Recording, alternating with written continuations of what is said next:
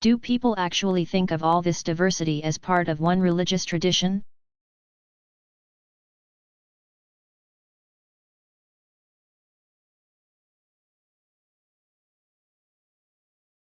Walk into the nearest institution identified as a Hindu temple,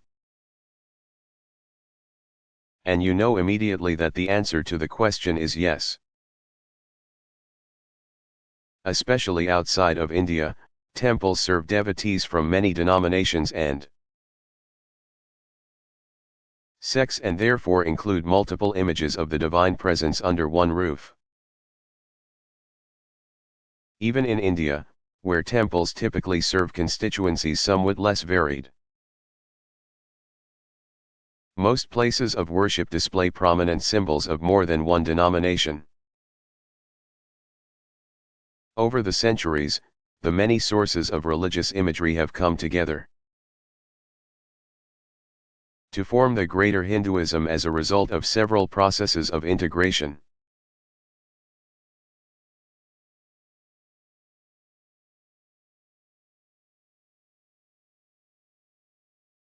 How do Muslims deal ritually with death and mourning?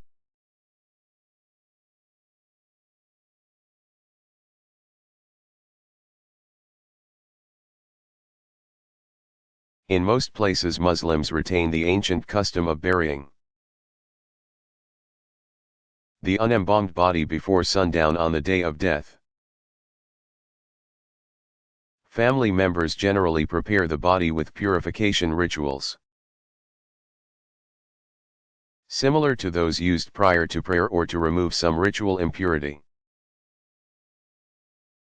Sometimes mourners will say special prayers in the mosque after the regular ritual prayer, with or without the body.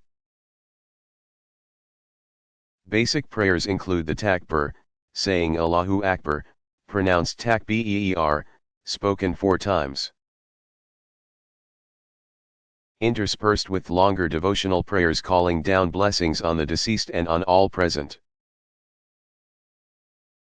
In the United States, Muslim obsequies often occur in funeral homes, always with a closed casket. There the imam of the mosque leads mourners in prayer and may also deliver a brief eulogy.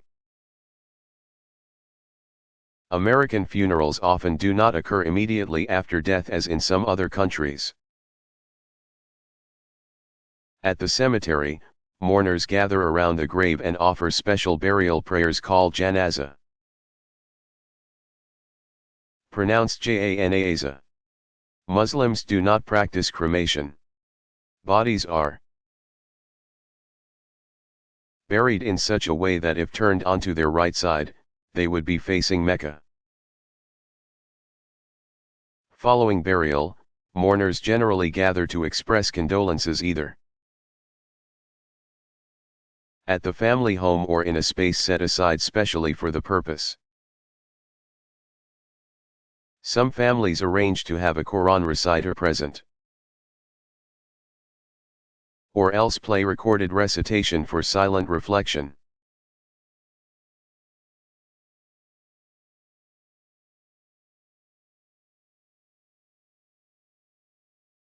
Are Hare Krishnas Hindus?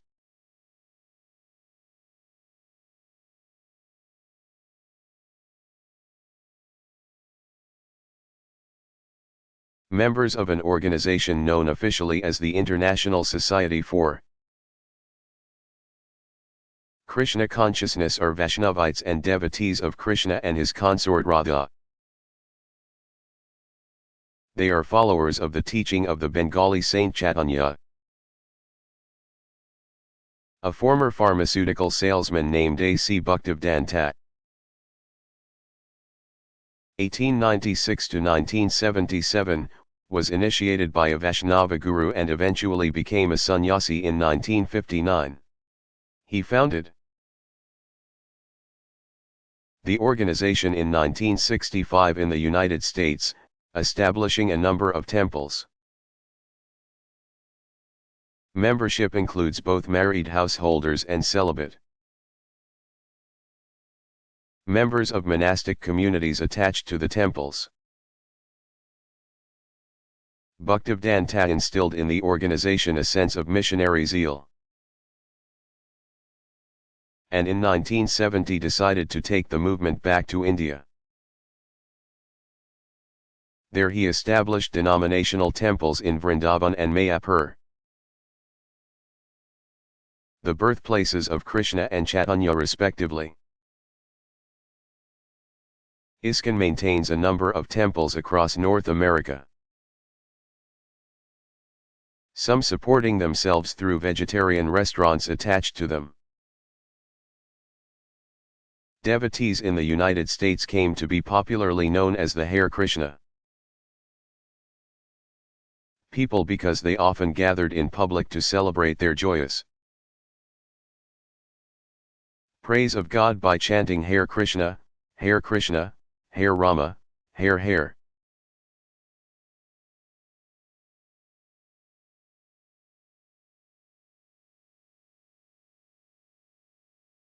What are some of the regular monthly religious observances?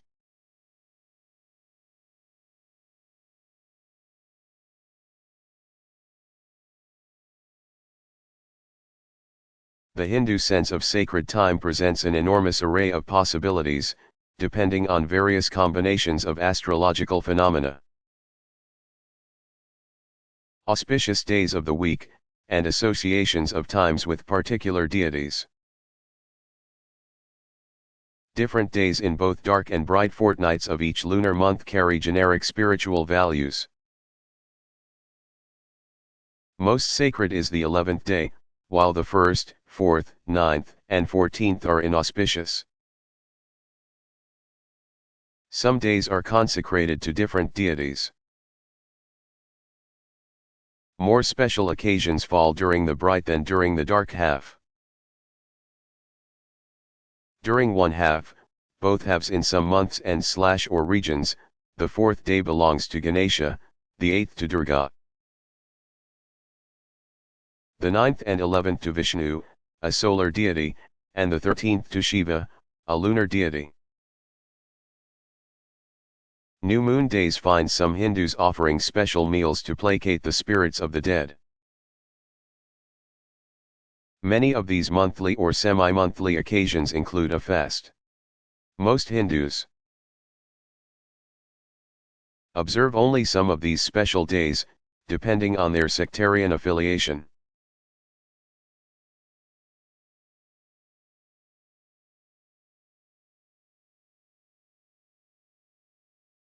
How did Hinduism become a religion of the masses?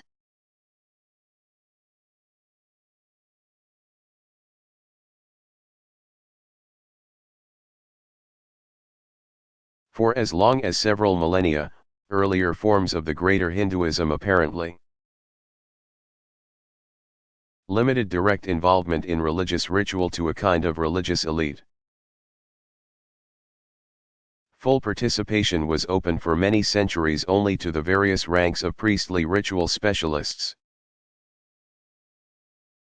Even after the climate began to change in the Upanishad period, religion remained the province of professionally religious types who wrote the Upanishads, as well as independent-minded seekers who founded the early ascetic and philosophical movements. With the growth of mythic religious texts, called the Puranas, came parallel developments in a type of devotional theism called bhakti that no longer regarded the ultimate spiritual forces as fearsome and impersonal. Nor was spiritual realization reserved only for the few who had access to the lofty speculation of the Upanishads and the teachers. The Puranas talked of divine involvement in human affairs in ways that appealed to the imagination of ordinary people. 18 major Puranas, 6 dedicated to each of the 3 principal popular names and forms of God: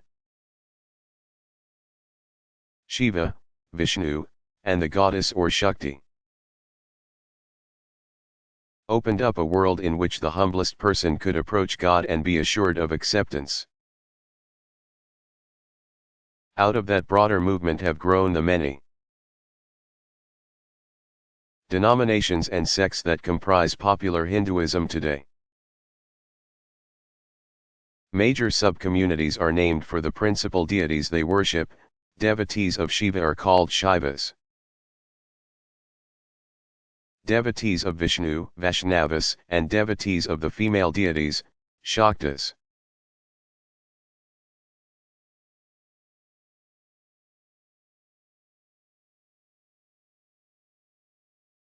Do Hindus believe in devils?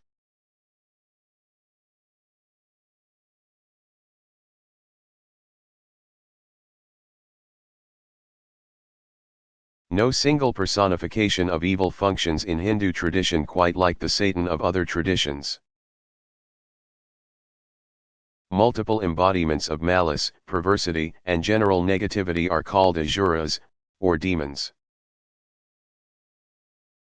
Ancient myths tell of the ongoing struggle between the devas, deities, and the demons for control of the cosmos. Originally, the demons were not necessarily considered altogether evil. Even their generic names are ambiguous. Deva is from the same root as devil, while Asura shows up in the name of the main Iranian deity, Ahura Mazda. Both deities and demons descended from Prajapati, lord of living things. Demons were at first ethically on a par with the gods. But the gods generally managed to win more battles than their siblings. Eventually the deities came to be known as more clever and more truthful. Finally, the gods achieved immortality while preventing the demons from winning that prize. Demons retained the ability to assume virtually any form in their attempts to disrupt cosmic affairs. Powerful people intent on evil could enlist the aid of demons to carry out their wicked deeds. Some demons came to represent impersonal negative qualities, such as ignorance. Lesser but still troublesome forces known as Buddhas remain important in the lives of many villagers. Buddhas are the spirits of those who died violently, or too young, or after betrothal but before marriage, for example. Resentful and frustrated, they wander about harassing the living unless appeased by proper rituals. Hindus believe that ultimately the divine power will overcome all demonic forces.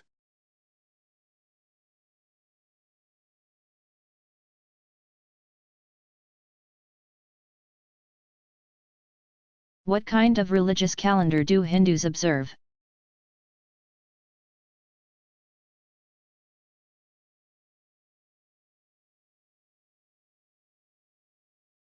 Combining lunar months with seasons of the solar year. The Hindu calendar functions somewhat like the Jewish. About every 3 years it inserts an extra month after a month with 2 new moons. Hindu lunar months vary from 29 to 32 days. The names of the months, with the roughly corresponding Gregorian months in parentheses, are as follows.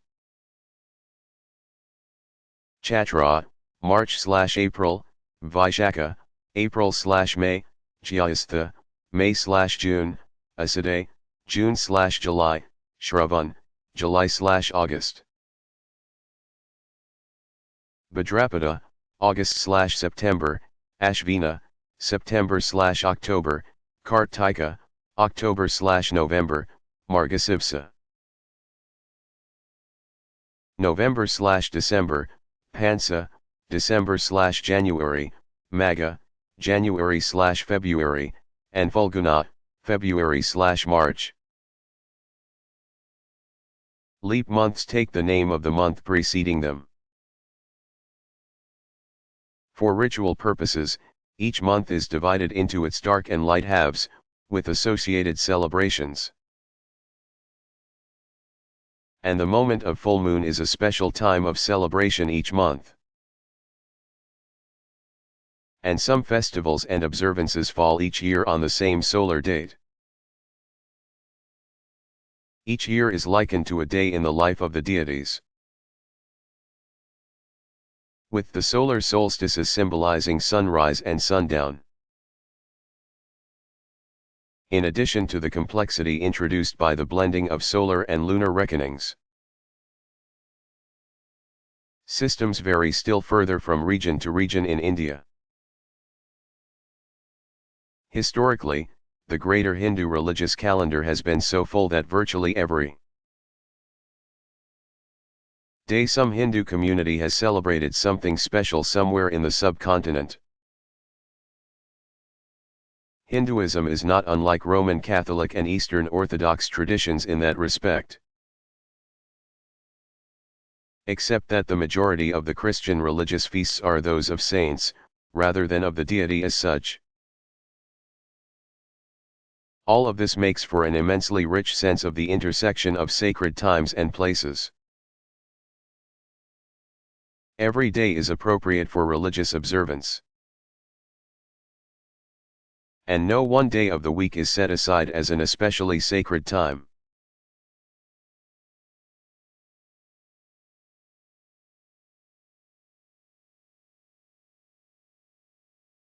Do Hindus believe in angels?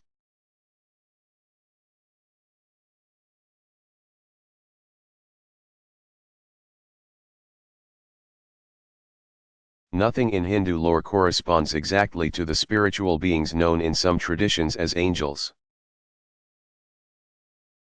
But a host of lesser deities, called devatas,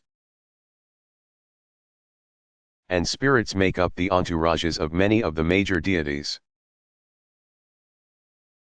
These versatile beings are often grouped in families whose mission is to do their deities every bidding. Like the angels in some traditions, lesser deities fill the spiritual air around the major deities. In popular spirituality, devotees often consider the need to render an account to these divine vanguards nearly equal to their duties to the central deity. For the lesser deities preside over essential areas of life such as fertility, childbirth, and disease. Those that wield more positive energies have their darker counterparts that need to be appeased in order to hold evil at bay. Among the more common beings of this rank are the door guardians, Dvarapalas, who keep undesirable elements out of temples and away from the shrines of the deities to whom they are assigned. Door guardians are often depicted with iconographic clues very similar to those of their major deities. So, for example, guardians in a Vaishnavite temple typically have 4 arms and are equipped with Vishnu's conch shell, discus, and mace.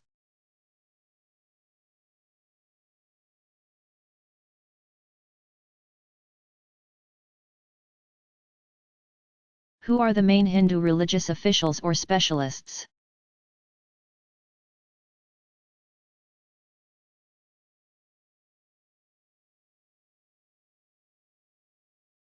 Traditional Hindu vocabulary includes dozens of technical terms to designate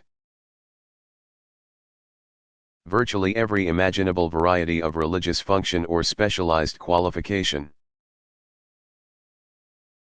Essential to every Hindu temple is its priestly staff. Larger temples often have many priests, sometimes called pujaris, those who engage in the daily worship called puja on the staff, one of whom generally serves as chief or senior priest. People generally address priests as Shri, the equivalent of reverend. Frequently but not exclusively of the Brahmin caste nowadays, Temple priests marry and have families. At temples that have become important pilgrimage centers, specialists called pandas serve as pilgrim guides and keep records of the families who make up the regular membership of the temple. Ritual specialists called purohitas, those who lead, are generally Brahmins of the Smarta denominations who do mostly home ceremonies for Brahmin families. Gurus, who are generally learned Brahmins, still almost exclusively perform the various samskaras, or rites of passage, and tutor upper caste children in the ancient traditions.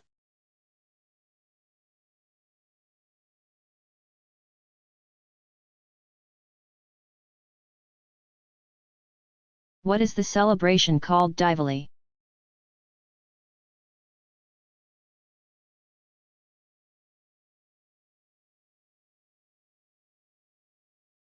Diwali is one of the most important and widely celebrated of all Hindu observances. Also called Deepavali, or Row of Lights, this feast occurs in mid-autumn, October or November, technically from the 13th of Ashvina's dark half to the 2nd of Kartika's bright half. Composed of 5 distinct day-long festivities devoted to such mythic events as Krishna's conquest of 2 demons and Shiva's reconciliation with Parvati. Shaivites and Vaishnavites alike observe the occasion, marking it as theirs by dedicating the middle night of the 5 to either Kali's bringing Shiva under control or Vishnu's consort Lakshmi, respectively. Socially speaking, the feast belongs to the merchant castes. Diwali, strictly so called, occurs on the 4th day, recalling Rama's return to his royal throne in Ayodhya to end his 14-year exile.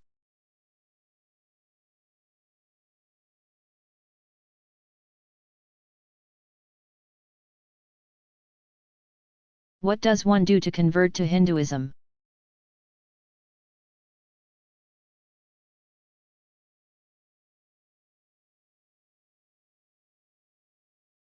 Throughout its long history, Hinduism's ranks have swelled with the addition of entire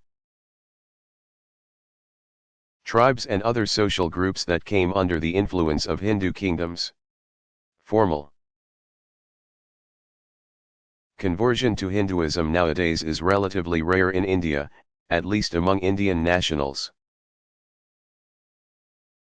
Membership in the tradition's many sub-communities is far more a matter of heredity than of deliberate choice. Some non-Indians have migrated to India out of a desire to enter Hinduism formally. They typically present themselves at the temple or ashram of their choice and ask to join. And over the past several decades, small numbers of Europeans and Americans have joined. Various missionary-minded branches of the Hindu tradition, such as the Vedanta Society, with its associated monastic order, or the International Society for Krishna Consciousness. Some communities provide prospective new members basic instruction in the teachings of the group's founders and in the sacred texts. But membership does not depend on formal assent to a particular creed or system of doctrine. The one important and nearly universal ritual symbolizing conversion is the naming ceremony, or namakarana. Taking a new name, often containing a reference to the deity one chooses to worship, symbolizes the devotee's seriousness and commitment.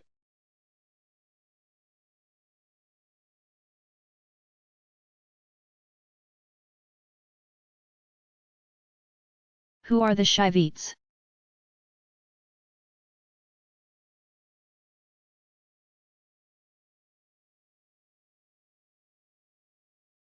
At least 6 sub-denominations make up Shaiva Hinduism.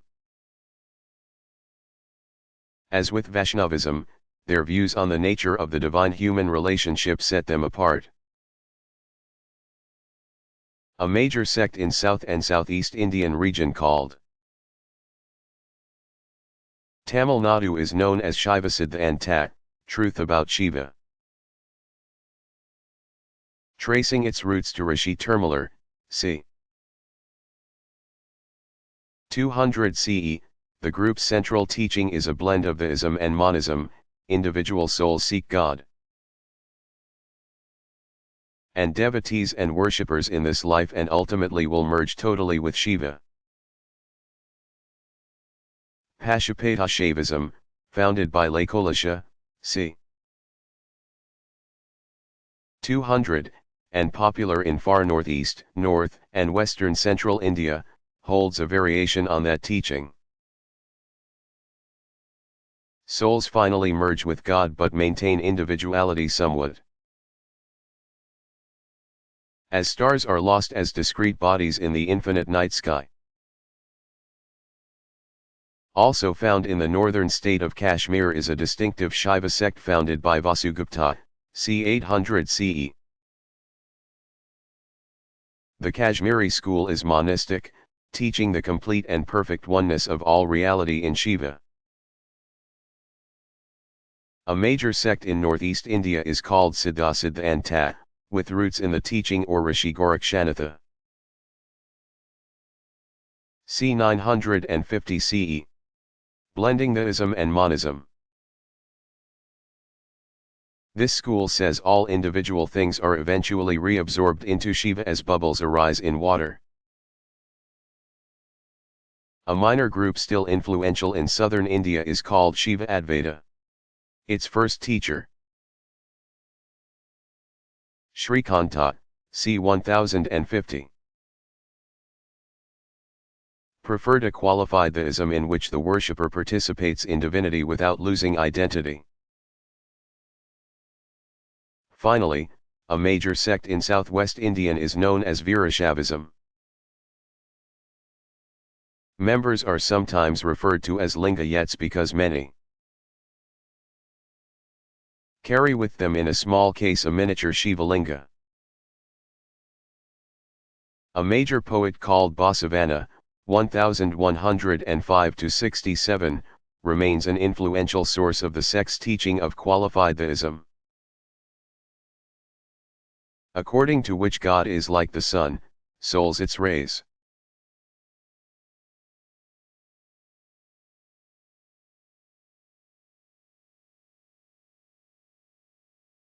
What sacred sources do the various denominations rely on?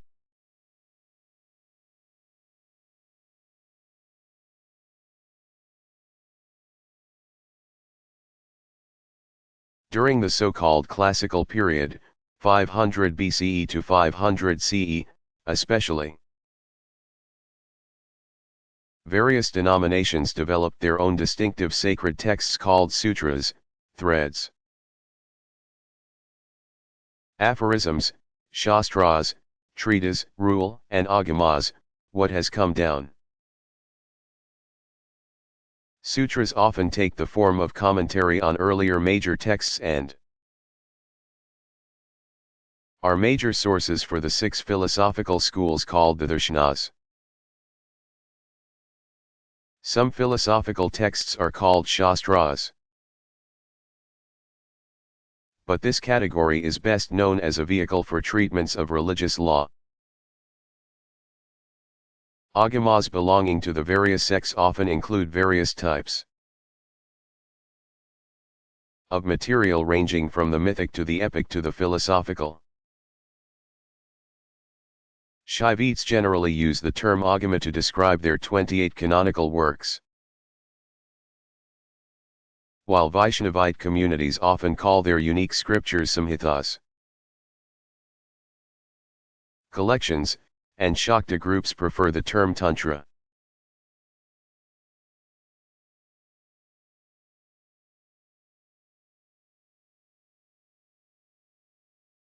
Are dreams and visions important in Hindu tradition?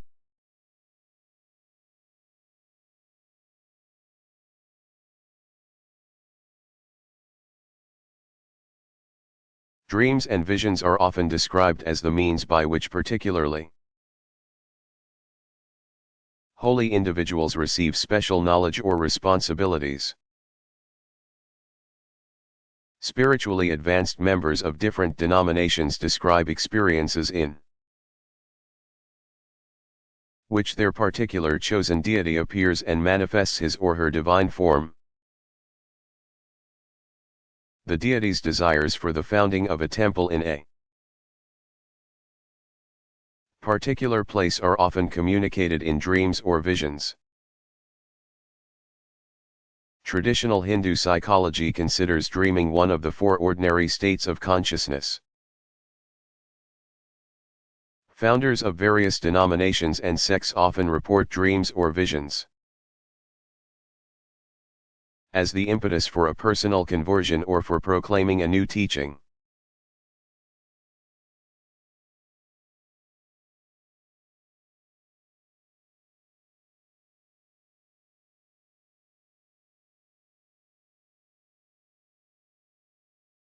Have Hindus traditionally sent out missionaries to convert others?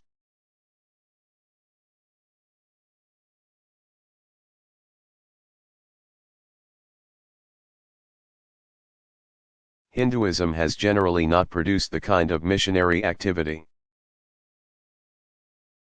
characteristic of traditions like Christianity, Islam, and Buddhism. Significant traces of Hindu tradition and culture are very much in evidence all over Southeast Asia, especially in parts of Indonesia. Throughout late antiquity, 4th through 8th centuries, and the Middle Ages, 9th through 15th centuries, important Hindu dynasties ruled portions of present-day Cambodia, Laos, and Vietnam. Major archaeological research attests to their splendor and power. But their trappings of Hindu symbol and ritual were less a matter of missionary zeal than of a desire to cloak themselves with the prestige of the great Indian dynasties. In addition, they sought to enhance their political legitimacy through the concept of divine kingship by identifying their monarchs as descendants of the gods. In modern times, however, a number of missionary organizations have grown from Hindu roots. In addition to the International Society for Krishna Consciousness, Vivekananda's 1863 to 1902, Ramankrishna Mission has made important contributions in this regard. Although its gains have been modest in terms of numbers, the mission's members have become known for various kinds of social outreach as well as for offering lectures and spiritual guidance. In many major United States cities, branches of an organization called the Vedanta Society appeal to a well-educated public by emphasizing the traditional way of knowledge rather than the way of devotion preferred by both Vivekananda and his teacher Ramankrishna, 1834-86.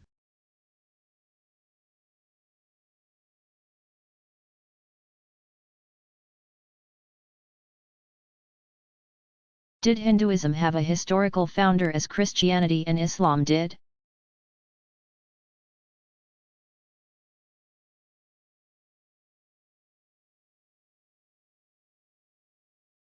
All but two of the major religious traditions trace their origins to a specific individual teacher or foundational figure. Only Hinduism and Shinto do not, keeping in mind that the individual founders of other religious traditions identify may be impossible to pin down historically. Some people regard historical concreteness and detail as an essential feature of a religious tradition's credibility. From the Hindu perspective, It is the very uncertainty as to the tradition's origins that enhances its attractiveness. The eternal truth that Hindus call Sanatana Dharma emerges from the mists of antiquity in an aura of perfect mystery, as befits a truth of divine origin.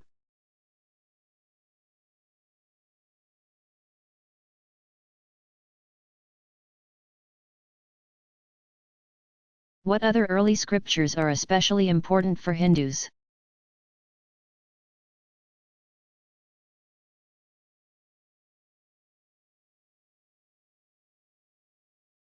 Over a span of perhaps 2,000 years, c. 3000 to 1000 BCE, according to some Indian scholars. Hindu ritual specialists produced a substantial body of sacred literature by way of commentary and reflection on the Vedas. The earliest of these works were manuals for priests, or brahmanas, each attached to one of the four Vedas. These brahmanas elaborated on the mythic stories to which the Vedic hymns often had made only passing allusions. Expanding on the tradition much as the early Jewish rabbis had developed the oral Torah. The brahmanas served the practical purpose of recording for posterity precise directions for correct ritual performance. Still another layer of scriptural development gave rise to a series of works called Aranyakas, forest treatises, composed by and for hermits. These texts offered further commentary on the Vedas meant to foster the contemplative life. Aranyakas were connected with the Brahmanas much as the Brahmanas were linked to the various Vedas. With their emphasis on inward reflection, the Aranyakas signal an important turn away from the ancient Vedic and Brahmanical reliance on external ritual. Another type of sacred text called the Upanishads evolved from about 1500 to 500 BCE. The name Upanishad means, loosely, sitting at the feet of a mentor. These remarkable documents, many in the form of a dialogue between teacher and student, reflect deeply on the nature of the divine and of the self.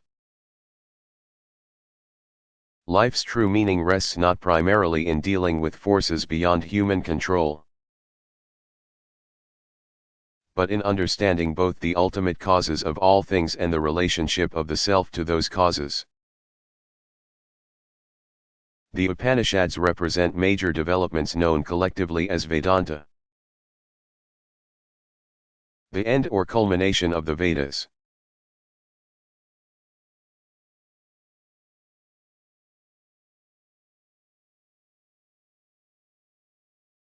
How do Shaivites honor Shiva?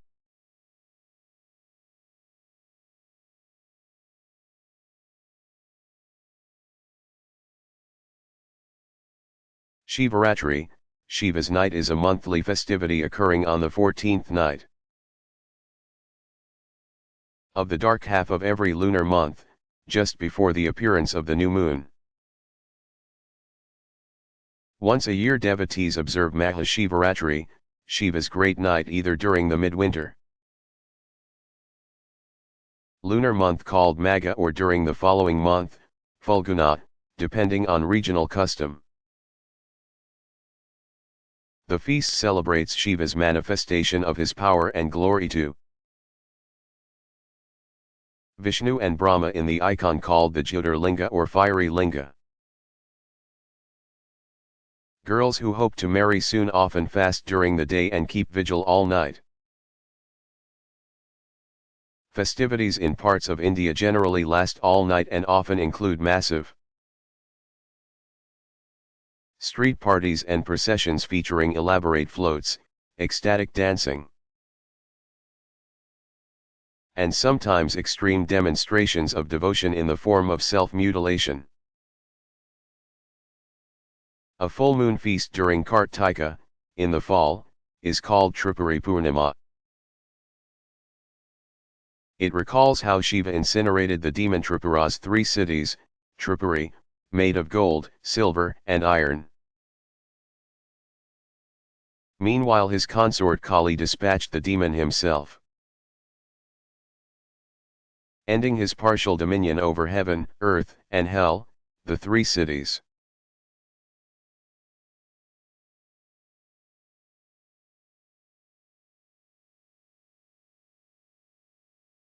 How did the Vedic scriptures describe the ultimate spiritual powers?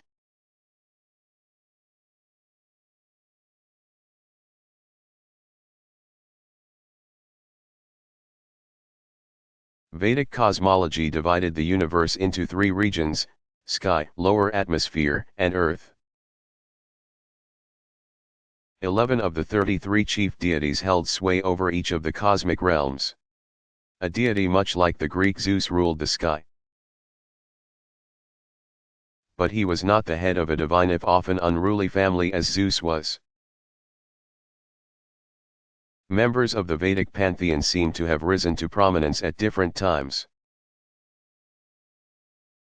as reflected by the numbers of hymns devoted to several individual gods. An atmospheric wind deity called Vayu and the celestial Surya, the sun, played important but still not central roles. The celestial Varuna had once headed the pantheon and oversaw cosmic order. His main competition was the atmospheric Indra, lord of inclement weather. At some point Indra eclipsed Varuna.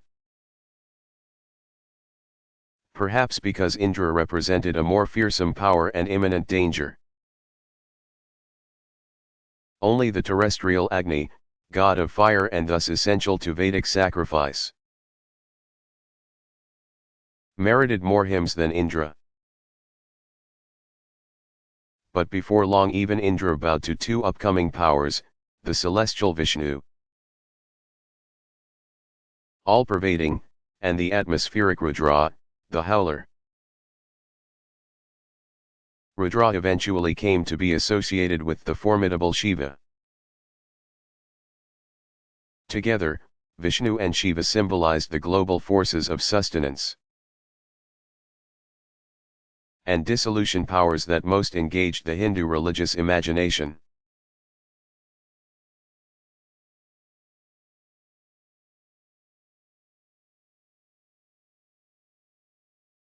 Do Hindus have a system of religious law?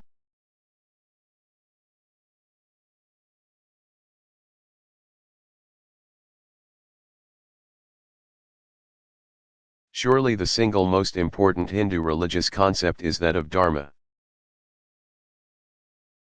As a universal notion, Dharma is the cosmic law that binds all things together. Each individual person also has his or her Dharma. The fundamental religious requirements and ethical expectations associated with each person's station in life. Classical Hindu sources also use the term Dharma in reference to countless specific moral duties and ritual rubrics. Treatises called Shastras are the principal repositories of the Hindu legal and ethical materials. They belong to the larger category of sacred literature called Smriti, remembered. Revered as of divine origin, but subordinate in authority to Shruti, heard, scriptures. The Dharma Shastras, and related texts like the Grihaya Sutras that include detailed information on every facet of householder life, derive ultimately from a text generally known as the Laws of Manu, dated variously from 600 BCE to 100 CE.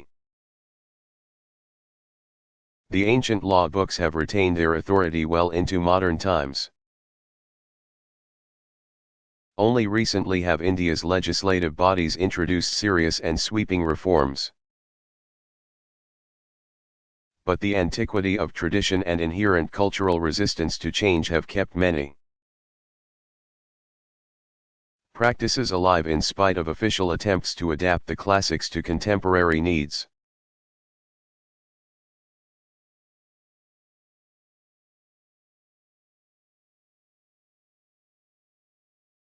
What is India and why is it religiously important?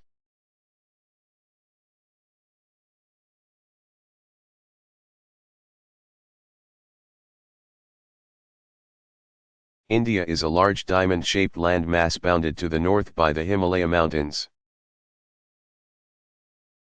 to the west by the Arabian Sea, and to the east by the Bay of Bengal. To the northwest is the vast plain of the Indus River system, and to the northeast that of the Ganges and its tributaries. Prior to 1947, India included what is now the nation-state of Pakistan and covered some 1.7 million square miles. Roughly half the size of the United States of America. Today India's population approaches 1 billion, with the populations of Pakistan and Bangladesh, which split from Pakistan in 1971, totaling another third of a billion. India is the original home of both Buddhism and Hinduism, as well as of the smaller Jain and Sikh religious traditions.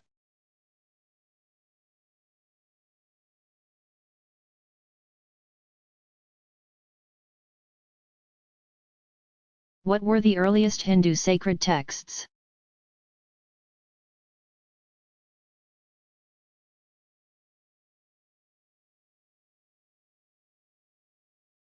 A set of sacred scriptures, called the Vedas, consists of 4 distinct collections of texts, each with its own distinctive purpose. The name Veda comes from a Sanskrit root meaning wisdom or vision.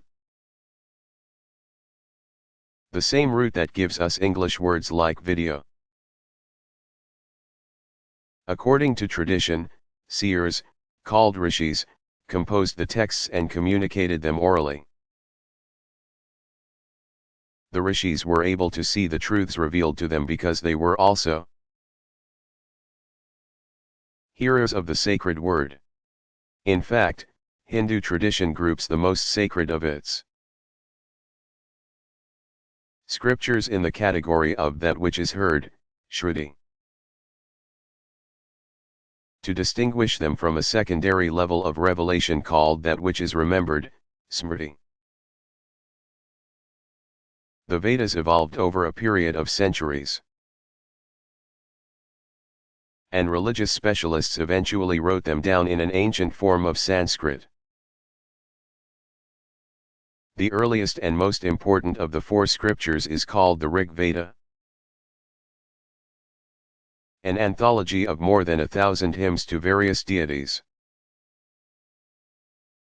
A second collection, called the Samaveda, includes material from the Rig, edited for ease of ritual use according to melodies and poetic meters. In the Yajur Veda, the early priesthood gathered the most important sacred mantras. A final collection of ritual incantations makes up the Atharva Veda. Many of the Vedic hymns are especially beautiful and offer a unique insight into how the early ritual specialists who made up the priesthood sought to understand and affect their world through contact with forces beyond human control.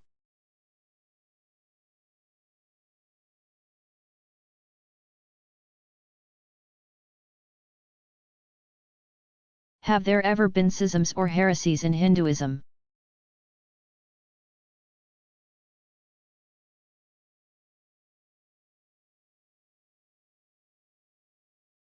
Toward the end of the Vedic period we find the first clear references to groups called Nastikas.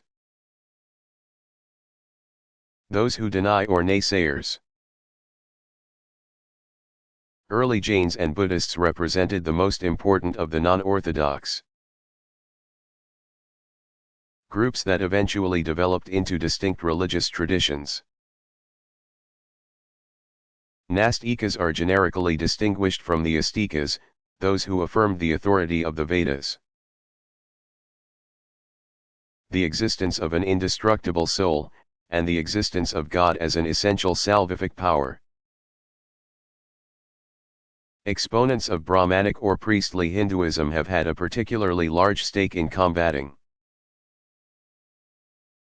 the erosive influence of various nonconformist sectarian developments over many centuries. Some have eventually been reabsorbed into the greater Hinduism while others, such as Buddhism and Jainism, have remained distinct.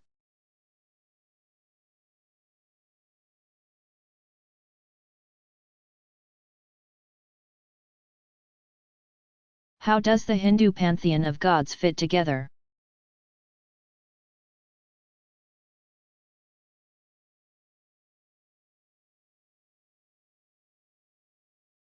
First, divine personalities that would eventually become major deities, especially Vishnu and Shiva, emerged from among the Vedic pantheon. Ancient lore from all over India contributed to the gradual fleshing out of stories of the major deities. Meanwhile, stories of other names and forms of lesser divine beings continued to develop a life of their own in various regions of India. As major communities of belief formed around stories of Vishnu, Shiva, and their various female counterparts, larger mythic frameworks evolved to integrate narratives of lesser deities into those of the greater deities. For example, Vaishnavite tradition developed the structure of Vishnu's 10 avatars or descents. That mythic framework brought together an astonishing assortment of descriptions of God's involvement in human affairs. The first 3 avatars are non-human divine interventions in the birth of the cosmos. Matsya, the fish, Kurm, the tortoise, and Varha, the boar. 3 avatars represent divine confrontation with evil and demonic forces. Narasingha, the man-lion, Vamana, the dwarf, and Parshurama, Rama with the axe. The 2 most popular avatars are those of Rama and Krishna, heroes both on and off the field of combat, whose consorts Sita and Radha are of nearly equal importance. As a statement of its even greater inclusiveness, the list includes the Buddha himself. Avatar number 10 is the dark and mysterious Kalki, the only avatar yet to come, whose task is to bring an apocalyptic end to the present age. Integrating Shiva imagery is the concept of Shiva's holy family. Both Vishnu and Shiva have their consorts, Lakshmi or Bhu, and Parvati, Durga, or Kali respectively. Unlike Vishnu, Shiva has children. Stories of Ganesha and Skanda brought these formerly local or regional deities into the larger structure of the divine family. Finally, a concept known as the triple form, Trimurti, unites the whole complex of images by identifying a trinity of divine roles. Brahma, never an object of great popular devotion, creates. Vishnu sustains. And Shiva destroys, paving the way for renewal of the endless cosmic process.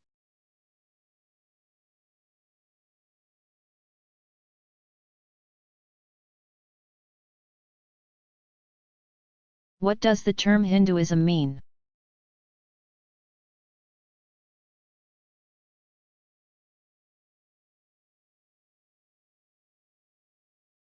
As a standard term in religious studies, Hinduism refers to a whole family of religious traditions deeply rooted in the Indian subcontinent. Hinduism derives from an ancient linguistic root that means to flow. And rivers have indeed been and have remained a central feature in the religious life of nearly a billion Indians. A bit of river imagery here will help to explain how many diverse traditions have come together to form the greater Hinduism of our day. Imagine an extensive network of rivers stretching across the whole of the Indian subcontinent. One major river flows from the northwest down toward the Indian heartland. Another originates in the south. Each grows as dozens of tributaries flow into it along its course. In the center of the subcontinent, the two broad streams come together into one vast waterway. As it nears the sea, the great river opens again into a broad delta. The northern river, called the Aryan, carries a system of religious beliefs that came together from tributaries to the northwest of India as long as 5 or 6 millennia ago. Deities of the Aryan tradition seem to have much in common with those of the classical Greek and Roman pantheons, with their lords of wind, weather, and sky. The Dravidian river to the south represents ancient indigenous traditions surrounding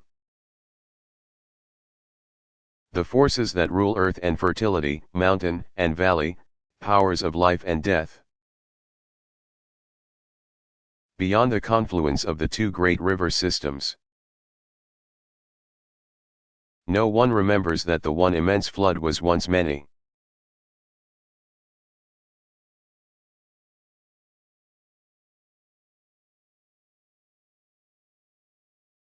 Do Vaishnavites have special feasts in honor of Vishnu or his avatars?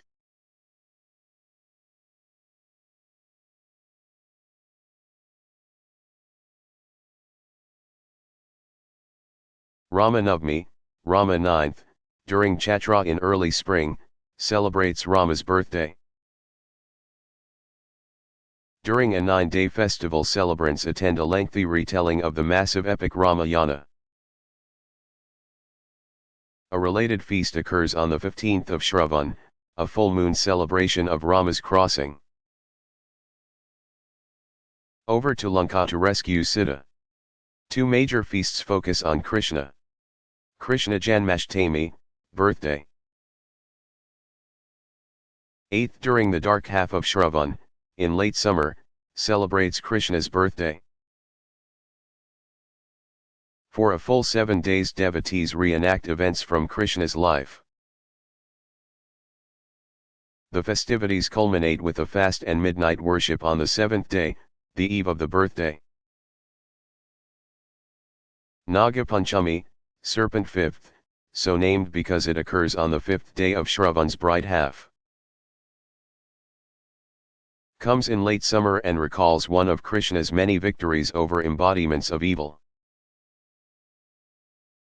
His dispatching of the serpent demon Kaliya in the river Jumna. Although the evil demon in this case is a serpent. The fast and feast celebrate the grace represented by other cosmically beneficial serpents as well. Several feasts also recall other specific avatars. For example, on the full moon of Kartika, some Vaishnavites celebrate Vishnu's descent as the Savi or fish Matsya.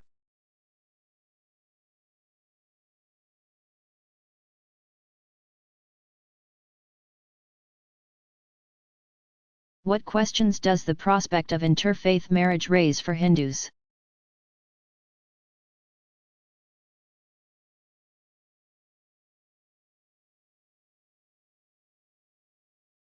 In India, with its vast Hindu majority, it is still largely taken for granted that young people will marry members of their own denomination or sect as well as of their own caste. Outside India, various external cultural pressures are changing such assumptions. Since Hindu tradition remains so intimately bound to cultural background, many traditional Hindu families would naturally prefer that their children marry other Hindus. By and large, the younger generation continues to do so.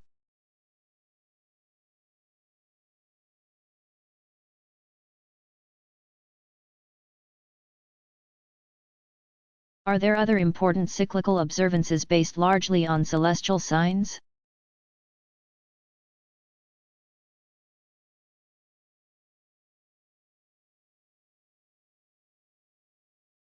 Every 3 years Hindus gather from all over India in one of 4 sacred cities: Hardwar, Prayaga, Ujjain, and Nasik, each on a different sacred river or confluence, for a huge religious fair called a Kumbh Mela, Grainpot Festival. The mythological connection in the name is its reference to the kumbha, or vessel, from which drops of the nectar of immortality fell as the demons rested on their flight from the gods, making the 4 cities holy.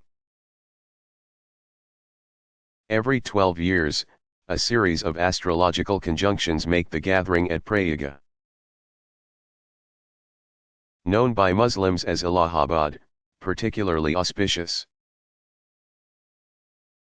Since about the 8th century, travelers have made organized pilgrimages to the 4 cities to attain forgiveness of sins for themselves and 88 generations of ancestors by bathing in their sacred waters 4 times each year, corresponding to the 2 solstices and 2 equinoxes. Are particularly important events in the solar calendar.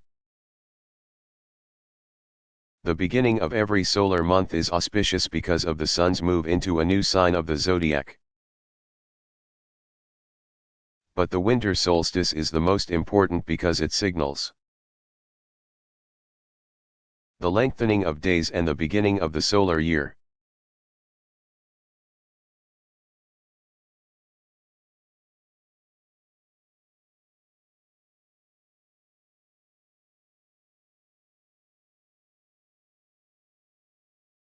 How do Hindus feel when one of their members decides to leave the faith?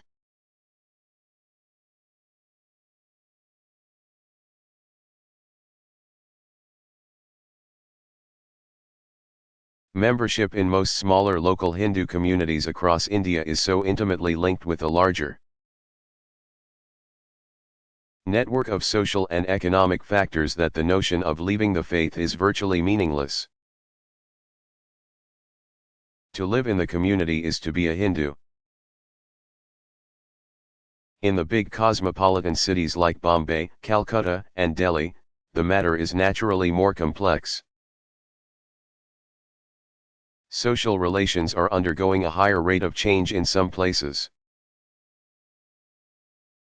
But even there, most people who think of themselves as Hindu will likely continue to do so,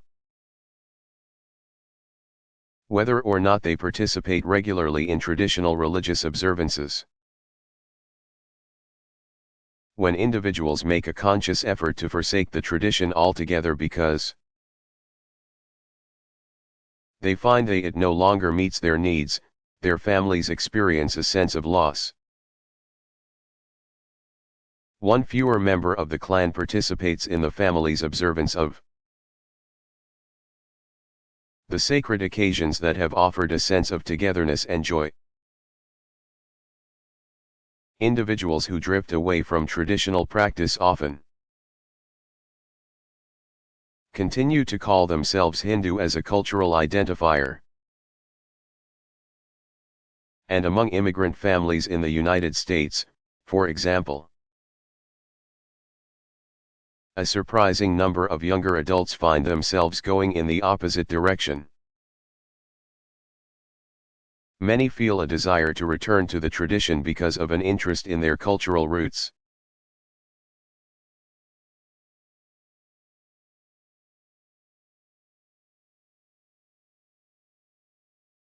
How do Hindus view Hinduism's relationships to other traditions?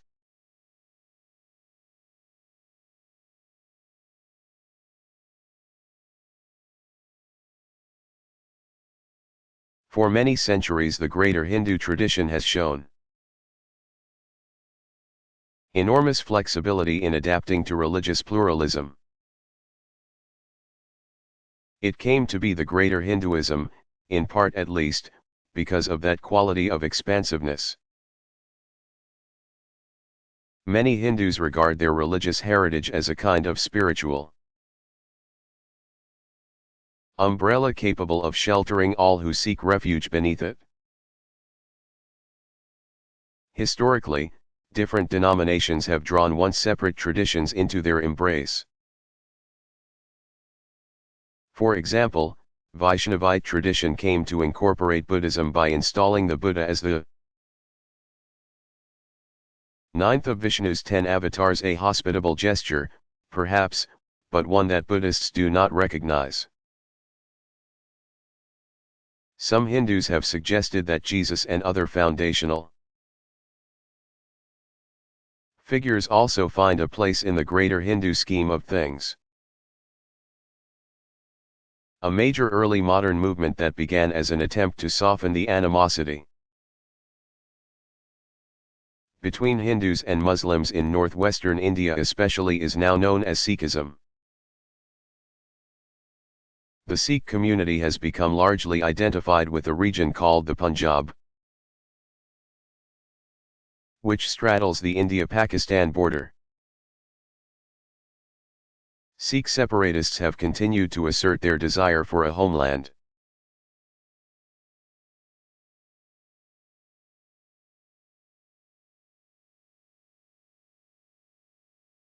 What are the principal historical stages in the evolution of Greater Hinduism?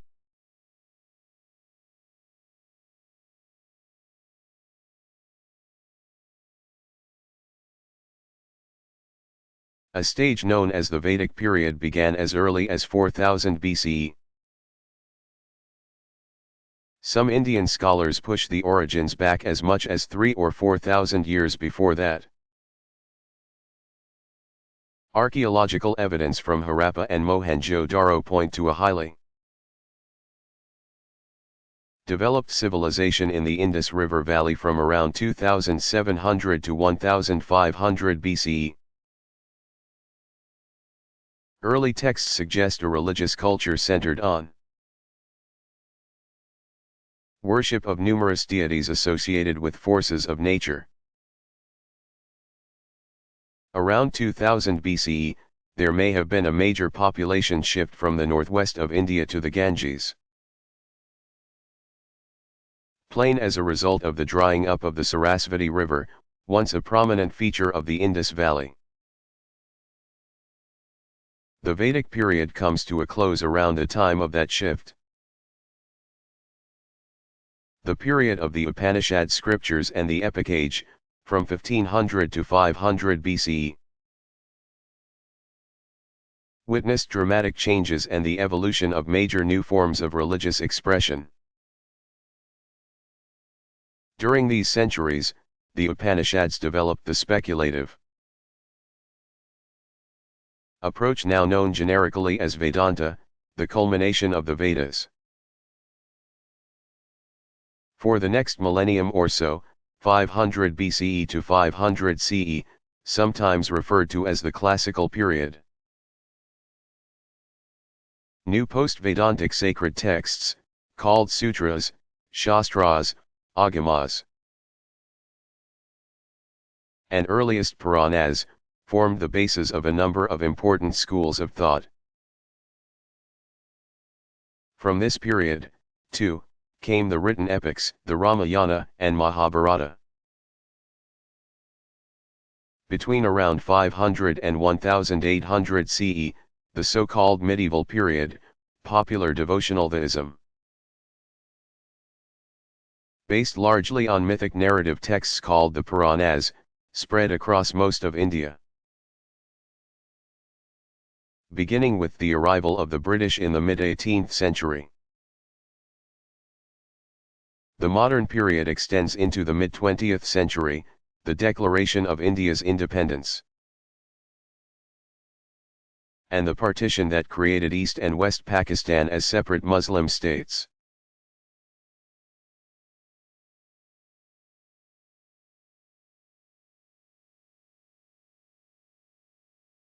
Are any feasts dedicated especially to the goddesses?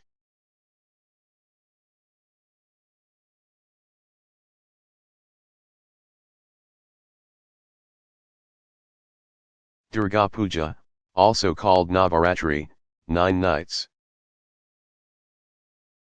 occurs at the fall equinox in honor of Shiva's consort Durga. As the slayer of the buffalo demon, Durga Mahishasura Mardini. Durga represents the power of good to quell all sources of evil. Devotees celebrate this deity's complete protection of her worshippers. But Durga's festival has room for other deities as well. The first day celebrates the goddess Sarasvati, patroness of learning and beauty. In some regions the fifth day belongs to a goddess called Lalita. Bengalis sometimes still sacrifice water buffalo in honor of Durga's cosmic victory over evil. Another festival, occurring at the end of winter to welcome spring,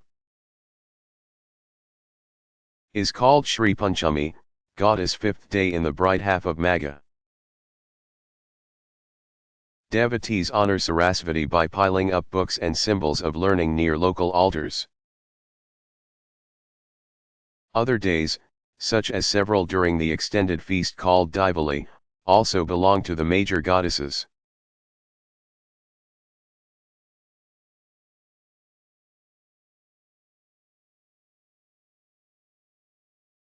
What is Holi?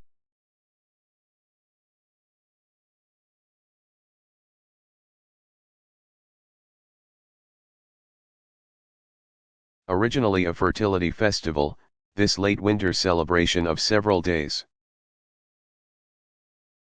ending with the full moon of Falguna, is named after the demoness Holika. She was in the habit of eating a child each day until a holy widow summoned all the children to curse the demoness together. Amid great hubbub, participants today let out the kind of energy the children must have unleashed on Holika. They throw multicolored powders and liquids on each other. Evidently a visual remnant of the children's curses. By a fascinating process of association, the celebration has also come to embrace the mythological downfall of evil female figures. For example, Krishna destroyed the demoness Putana, whom the evil king Kamsa had sent, disguised as a wet nurse, to kill the infant deity by poisoning him with her breast milk.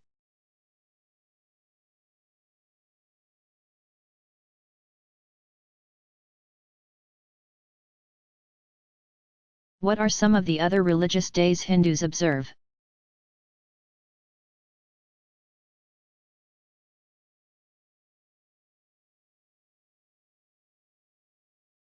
Many of the lesser deities have special feasts widely observed by Hindus across sectarian lines.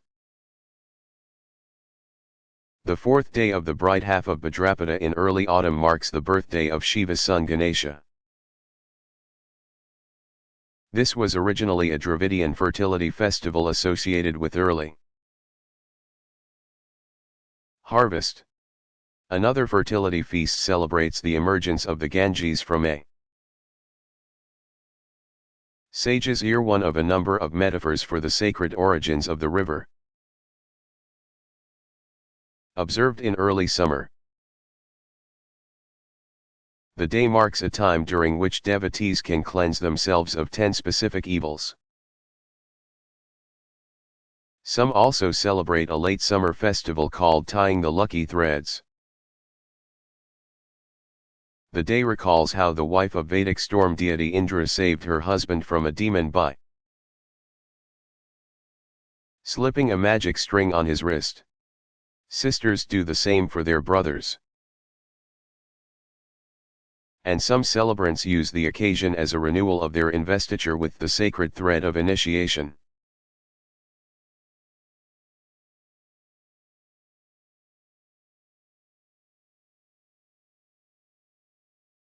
What are some of the other religious days Hindus observe?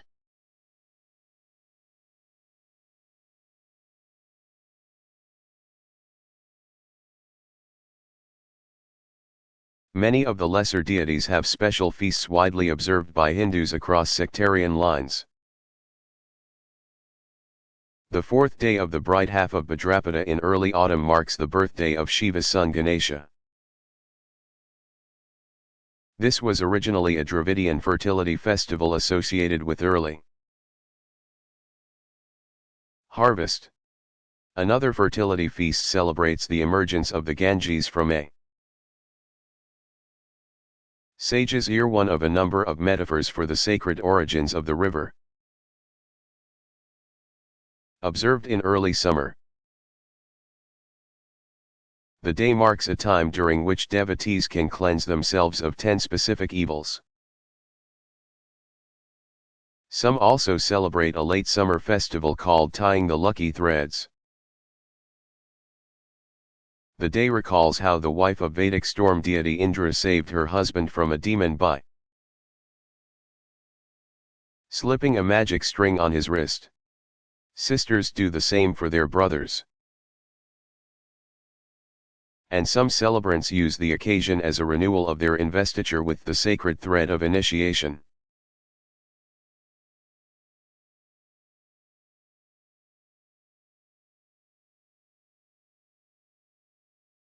Are there special rituals associated with dedicating a new temple?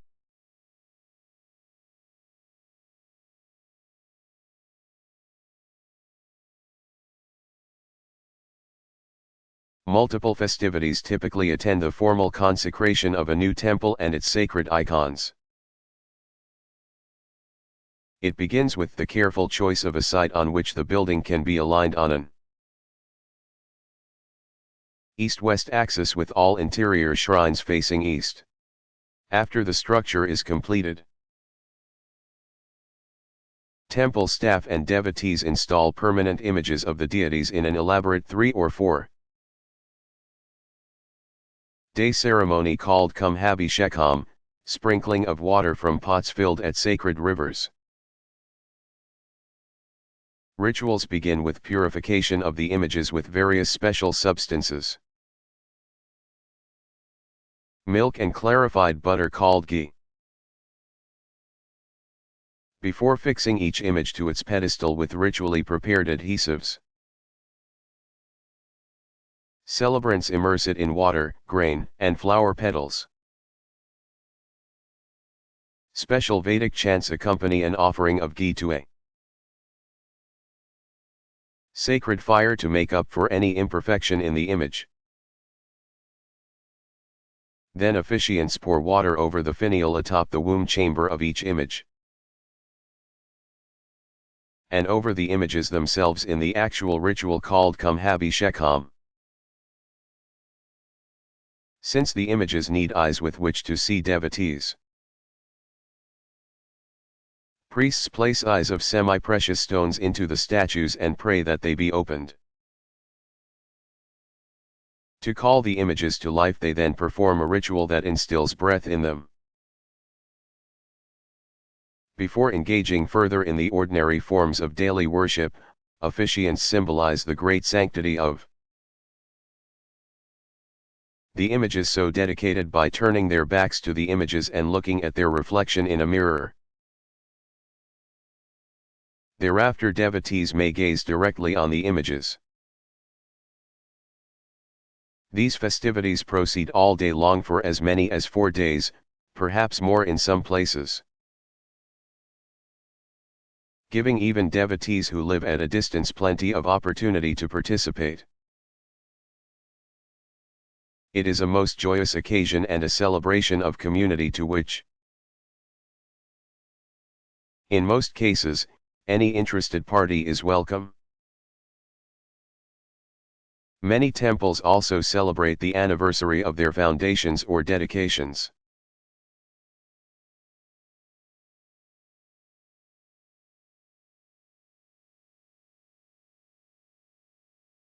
Are there special rituals associated with dedicating a new temple?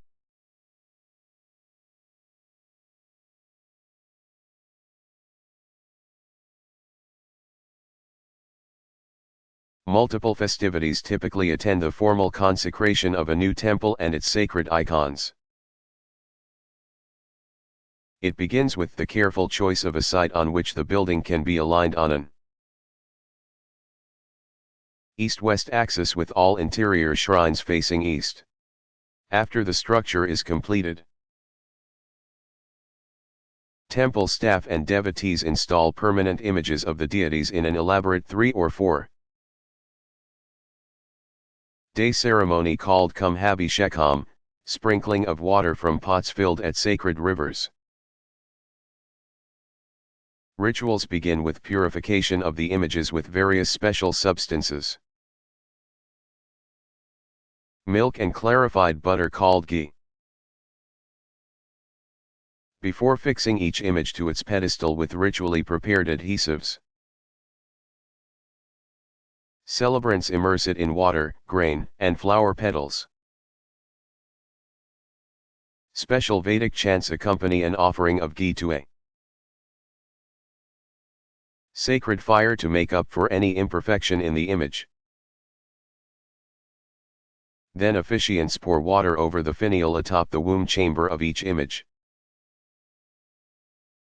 and over the images themselves in the actual ritual called Kumbhabhishekam. Since the images need eyes with which to see devotees, priests place eyes of semi-precious stones into the statues and pray that they be opened. To call the images to life, they then perform a ritual that instills breath in them. Before engaging further in the ordinary forms of daily worship, officiants symbolize the great sanctity of the images so dedicated by turning their backs to the images and looking at their reflection in a mirror. Thereafter devotees may gaze directly on the images. These festivities proceed all day long for as many as 4 days, perhaps more in some places, giving even devotees who live at a distance plenty of opportunity to participate. It is a most joyous occasion and a celebration of community to which, in most cases, any interested party is welcome. Many temples also celebrate the anniversary of their foundations or dedications.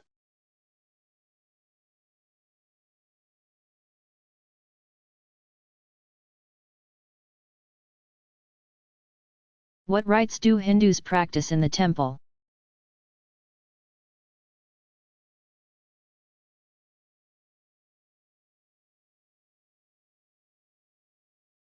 Puja, meaning adoration or worship, is the generic name for a range of rituals in which devotees engage in the temple.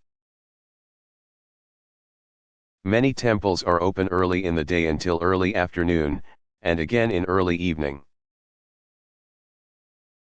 Worshippers arrive at any time during a temple's regular hours, individually or in small groups. They always remove their shoes before entering. Temple priests serve each party in turn, helping them to make their offerings to the deity or deities of their choice. Devotees' choice of deities is based on various factors, including personal need, individual devotion, or sacred times associated with particular deities. While the priests conduct separate rituals, other parties wait their turn. Sitting in the open areas of the temple and talking or praying quietly among themselves. Ritual actions emphasize the spiritual symbolism of simple ordinary elements of life such as food, water, warmth, light, and beauty. All in the context of opening oneself inwardly to a closer relationship with the source of life. Puja takes the form of visiting a royal person and offering affectionate and awe-filled gestures. Worshippers take care of the deity by symbolically bathing its feet and offering food and drink. Circumambulation, always to the right. Around the various womb chamber shrines in a temple are a regular part of worship. At set times during the day, the temple staff engage in other worshipful acts apart from the ongoing puja of individuals and groups. They wake, bathe, and feed the deity, and take the sacred royalty out for a walk, so to speak.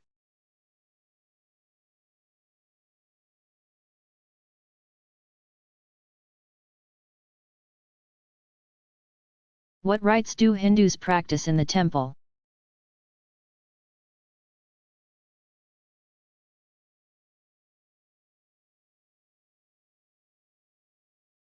Puja, meaning adoration or worship, is the generic name for a range of rituals in which devotees engage in the temple. Many temples are open early in the day until early afternoon, and again in early evening. Worshippers arrive at any time during a temple's regular hours, individually or in small groups. They always remove their shoes before entering. Temple priests serve each party in turn, helping them to make their offerings to the deity or deities of their choice. Devotees' choice of deities is based on various factors, including personal need, individual devotion, or sacred times associated with particular deities. While the priests conduct separate rituals, other parties wait their turn. Sitting in the open areas of the temple and talking or praying quietly among themselves. Ritual actions emphasize the spiritual symbolism of simple ordinary elements of life such as food, water, warmth, light, and beauty.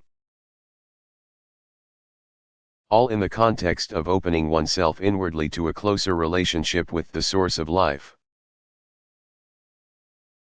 Puja takes the form of visiting a royal person and offering affectionate and awe-filled gestures.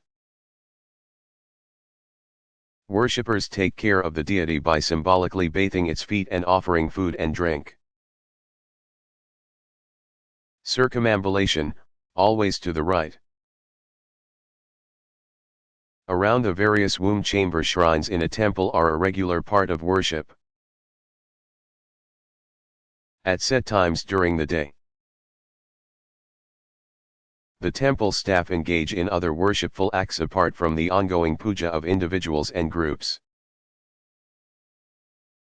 They wake, bathe, and feed the deity, and take the sacred royalty out for a walk, so to speak.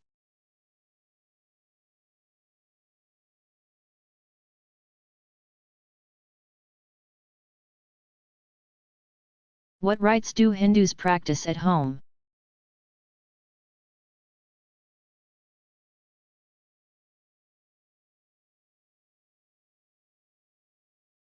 In their homes, many Hindus engage in a smaller scale version of temple puja, morning, noon, and evening. Miniature shrines often occupy a special corner, where all the necessary materials and implements for worship are kept. Puja beings with entering into the proper frame of mind and with invocations. Placing flower petals on the image, along with water and other elements, ghee, honey, milk, reminds devotees of the intimacy of their relationship with God. They symbolize that intimacy with actions and materials that communicate deep affection and warmth, both in the home and in the temple. God is the guest whom the host and hostess strive to make perfectly welcome. Making the deity beautiful often means clothing the images in elaborate garments as well. People sometimes invite a priest to come to their homes to pray, but generally the head of the household leads the home puja. Many Hindu householders regularly perform the individual morning prayer before sunrise. Facing east with the sacred thread over the left shoulder, worshippers take a sip of water, pronounce mantras over ashes, and place them on their foreheads, arms, ribs, and knees. To be purified of sin, they pray the Gayatri mantra, a lovely short hymn to the light of the sun. Several different forms of prayer might include facing the various cardinal directions while performing slightly different ritual actions. Other domestic rituals can include special celebrations associated with building and entering a new home for the first time. Other occasions marked with religious rituals at home include especially the various rites of passage associated with birth and early infancy.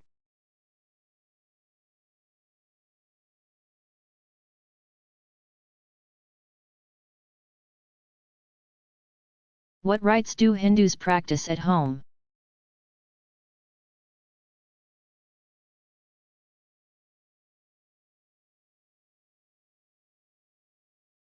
In their homes, many Hindus engage in a smaller scale version of temple puja, morning, noon, and evening. Miniature shrines often occupy a special corner, where all the necessary materials and implements for worship are kept. Puja beings with entering into the proper frame of mind and with invocations. Placing flower petals on the image, along with water and other elements, ghee, honey, milk, reminds devotees of the intimacy of their relationship with God. They symbolize that intimacy with actions and materials that communicate deep affection and warmth, both in the home and in the temple. God is the guest whom the host and hostess strive to make perfectly welcome. Making the deity beautiful often means clothing the images in elaborate garments as well. People sometimes invite a priest to come to their homes to pray, but generally the head of the household leads the home puja. Many Hindu householders regularly perform the individual morning prayer before sunrise. Facing east with the sacred thread over the left shoulder, worshippers take a sip of water, pronounce mantras over ashes, and place them on their foreheads, arms, ribs, and knees. To be purified of sin, they pray the Gayatri mantra, a lovely short hymn to the light of the sun. Several different forms of prayer might include facing the various cardinal directions while performing slightly different ritual actions. Other domestic rituals can include special celebrations associated with building and entering a new home for the first time. Other occasions marked with religious rituals at home include especially the various rites of passage associated with birth and early infancy.